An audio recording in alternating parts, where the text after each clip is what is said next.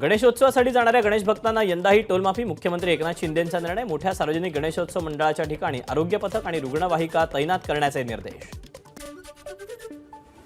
राज्य सरकार विरोधात काँग्रेस आक्रमक. एक्स माध्यमावरील ट्विट करत सरकारचा कमिशनखोर असा उल्लेख. कमिशन द्या, टेंडर घ्या या मनोवृत्तीचं सरकार, काँग्रेसची टीका. मराठा आरक्षणावरील पूर्णपीठापुढची सुनावणी 26 ऑगस्टपर्यंत तहकूब. राज्य मागास प्रवर्ग आयोगाच्या अहवालावर याचिकाकर्त्यांचे सवाल कायम. धाराशिवमध्ये मराठा आंदोलकांनी रावसाहेब दानवेंना घेरलं. मराठा समाजाच्या कार्यकर्त्यांनी दानवेंना विचारले विविध प्रश्न. अकोल्यात पोलीस बॉईज संघटनेनं आमदार नितेश राणेंना दाखवले काळे झेंडे. नितेश राणेंनी पोलिसांना धमकी दिल्यानं पोलीस बॉईज संघटना आक्रमक.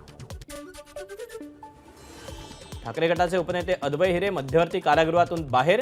5 लाखांच्या जामिनावर मुक्तता. नोव्हेंबर 2023 मध्ये त्यांना अटक झाली होती.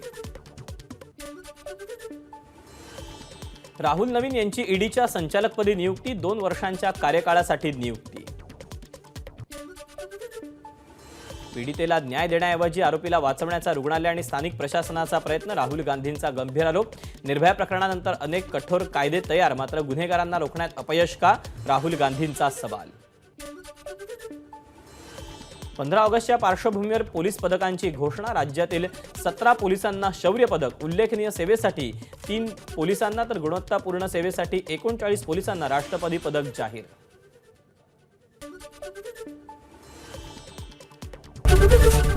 एबीपी माझा, उघडा डोळे बघा नीट.